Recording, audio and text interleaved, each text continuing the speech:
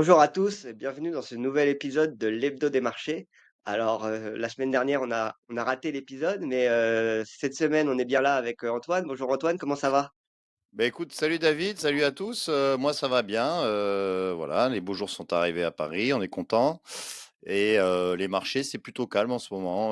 Voilà, donc on va essayer d'en parler. On va aborder plusieurs thèmes, mais bon, tout va bien. Eh ben, écoute, génial, hein, on était hier, c'était la dernière date pour remplir justement sa déclaration d'impôt. On parlait de ça, Ouais. en introduction, donc j'espère que toutes les personnes qui nous écoutent, l'ont bien Mm. complétée et l'ont bien faite pour partir en vacances l'esprit tranquille. Et puis, nous, sur les marchés, comme tu le disais, ça a été des marchés, assez calmes. Déjà, le mois de mai, on connaît l'adage qui dit, «In May, sell and go away». On en avait déjà parlé dans le podcast. Mais là, on a eu quand même une surprise la semaine dernière. Ça a été les banques centrales, notamment la Banque centrale du Canada, qui a décidé d'augmenter ses taux. Oui, effectivement. Alors, c'est vrai que les banques centrales, la thématique banque centrale, on avait un peu oublié, hein. On pensait que, voilà, aux États-Unis et dans les anciennes colonies du Commonwealth, on allait arrêter de monter les taux. Mais au final, deux surprises.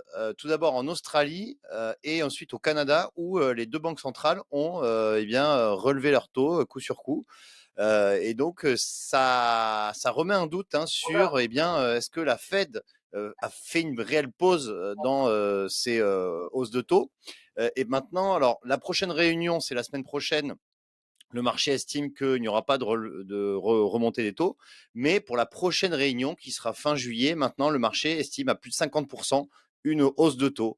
Et donc ça, effectivement, les marchés n'aiment pas trop. C'est pour ça que d'ailleurs sur le Nasdaq, on a eu une mauvaise séance, hein, on a quasiment moins 2% hier, même si bien évidemment c'est aussi des prises de profit, puisque le Nasdaq, hein, je le rappelle, progresse de plus de 30% depuis le début de l'année. Donc c'est normal que de temps en temps, il y a aussi eh bien, des replis. Mais attention, est-ce que ce repli va durer un petit peu plus? Est-ce que on va avoir une correction un peu plus profonde sur notamment les valeurs techno? Eh bien ça, on le verra par la suite, mais bien évidemment, on va le commenter dans les Eh ben, prochaines écoute, semaines.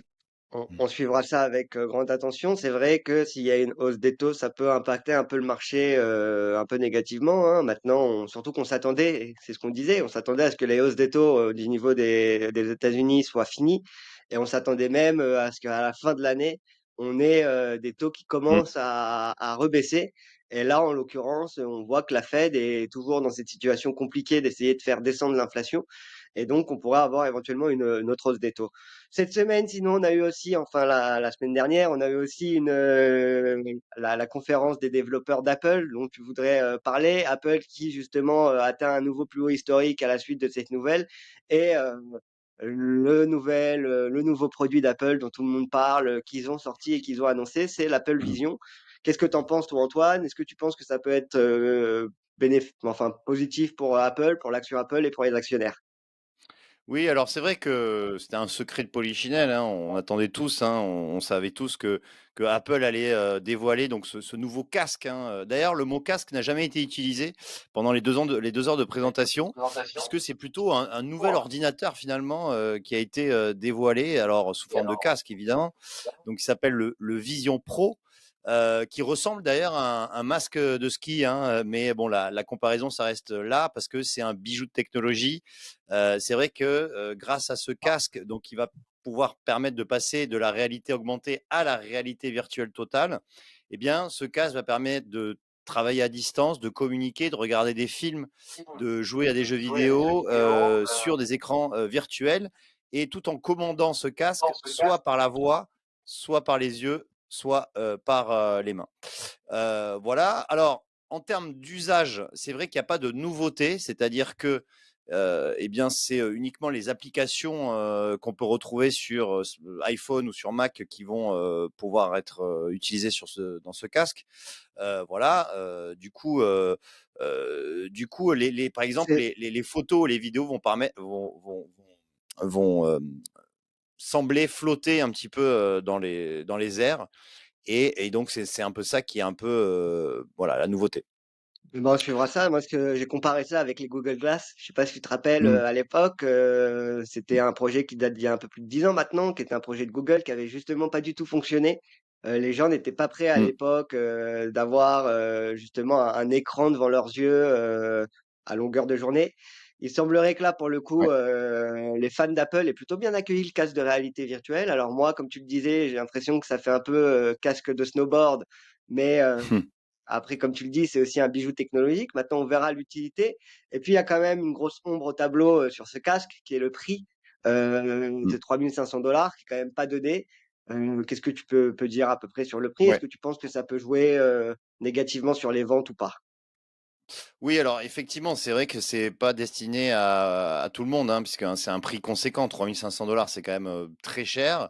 Donc au départ d'ailleurs, les ventes sont enfin, les prévisions de vente sont limitées pour Apple puisque les ventes sont prévues à 150 000, pour 2024, hein. D'ailleurs, le casque va sortir, début 2024 aux États-Unis. Donc 150 000 exemplaires, ça va pas changer grand-chose au chiffre d'affaires de Apple, hein, qui, je le rappelle, notamment en iPhone, c'est 200 milliards de ventes d'iPhone en 2022, donc c'est une goutte d'eau. En revanche, pour les années suivantes, il y a quand même de l'attente de la part eh bien de la direction d'Apple, puisqu'on attend à peu près 1 million de casques vendus en 2025. Donc, il y aurait quand même une bascule qui pourrait se faire à partir de 2025. À voir maintenant si le prix baisse, évidemment, parce qu'à 3 500 $, ça va être compliqué. Mais effectivement, si on a un prix un peu plus raisonnable et que vraiment on bascule un peu dans une nouvelle ère, hein, comme le veut Tim Cook, hein, comme l'a dit Tim Cook lors de la présentation, eh bien pourquoi pas, eh bien relais de croissance, notamment pour Apple, qui d'ailleurs Apple, pour la première fois de son histoire, eh bien a atteint les 3000 milliards de capitalisation boursière. Donc, pour vous donner un ordre d'idée, c'est à peu près une fois et demie le PIB de la France, hein. Donc, j'ai dit Google, hein, c'est Apple, pardon. Apple. Apple vaut donc une fois le PIB, une fois et demi le PIB de la France. Donc, c'est pour vous donner un ordre d'idée de la taille, hein, de cette société, dont l'action d'ailleurs progresse de 38% depuis le début de l'année. Donc, on est quand même aussi sur une très belle performance sur le titre Apple. Bah, écoute, ça pourrait être un catalyseur important, hein, pour Apple. On le voit notamment sur tout ce qui est Mac. On voit justement Mm. la part de marché des Mac et la part de marché sur, tout ce qui est ordinateur d'Apple, diminuer au profit de ses concurrents. Là, en l'occurrence, il y a encore peu de concurrents sur les casques de réalité virtuelle. Il y en a, hein, ça existe déjà. On pense notamment à Oculus Rift de Facebook ou autre. Mm. Mais là, ça a l'air d'être quand même un peu plus poussé et ça a l'air d'être vraiment une sorte de téléphone, en fait, que tu mets, devant tes yeux. Donc on verra. Moi, j'ai jamais été un fan, et un grand fan de Apple, tu le sais. J'utilise Ouais. d'ailleurs très peu de produits Apple, dans mon quotidien, mais c'est une marque qui a ses, adhérents, qui a ses, investisseurs et donc je pense que ça peut être un produit qui peut être plutôt bien accueilli par, le marché et donc on suivra tout ça. On va rester dans le jeu Mm. vidéo. Cette fois-ci, on va, changer d'action par contre et on va parler de, GameStop. GameStop dont on avait entendu parler, c'était en 2020 ou 2021 quand on avait eu la forte hausse, avec, justement, la mode de Reddit, de et ce genre de choses. GameStop avait été une des actions qui avait le plus profité, hein, et qui avait le plus monté et alors là, selon Mm. toi, c'est pas fini, on pourrait avoir encore du nouveau et des nouvelles actus sur GameStop? Bah, en fait, oui, parce que, bon, GameStop a publié ses résultats, hier, après clôture, hein, et effectivement, même si alors le temps, hein, de la pandémie, semble loin, l'action avait coté jusqu'à 120 $. Là, aujourd'hui, on est plus aux alentours des 25 $, mais ça fait un an qu'on est, entre 25 et 30 $, plus ou moins. Heu, Ce qui porte la valeur d'entreprise à 7 milliards de dollars. Ce qui est remarquable, hein, pour une entreprise quand même qui a perdu 600, enfin qui brûle du cash en fait, qui brûle de la trésorerie, 650 millions de cash sur les 5 dernières années et qui est en perte encore une fois. Ceci étant, coup de génie, hein, d'ailleurs du nouveau CEO, hein, Ryan Cohen, hein, qui a évincé le précédent. Le groupe avait réussi à faire une augmentation de capital de 1,6 milliard via des nouvelles actions pendant eh bien l'euphorie. Et ça a été un coup de génie de Ryan Cohen, ce qui a permis de remettre à flot en fait l'entreprise, même si le business model, évidemment, hein, est un peu compliqué, notamment avec tout ce qui est lié au gaming sur Internet. Donc, du coup, on s'étonne un peu de la résilience de GameStop. Finalement, ça pourrait, moi, j'attends de voir à l'ouverture comment ça va évoluer, mais je pense qu'on pourrait avoir une surprise à la hausse sur GameStop, en tout cas à court terme. Bah, écoute, on suivra ça, hein. C'est vrai que GameStop, c'est une action qui est Mmh, bien aimée par les particuliers. Maintenant, ça reste une action très volatile pour ceux qui nous écoutent, donc faites attention si vous voulez quand même acheter du GameStop, hein. C'est pas mmh. une action, comme Total ou autre qui est des grosses, Ouais, le bon père capitalisations de famille, boursières comme on dit. et qui vont donner des dividendes. Là, vous êtes plus sur de la Mmh, spéculation pure et dure et vous croisez les doigts pour que, il y ait une euphorie qui repart. C'est vrai que Ryan Cohen, qui est l'ancien aussi, directeur et fondateur de Chewy, est plutôt bien aimé par les mmh, investisseurs, est plutôt bien aimé par Wall Street, ce qui profite à l'action d'ailleurs et donc mmh. on verra maintenant à l'ouverture, ce qu'il en est. À part, GameStop, est-ce que tu as d'autres actions dont tu voudrais parler éventuellement aujourd'hui ou on a fait le tour pour cette semaine?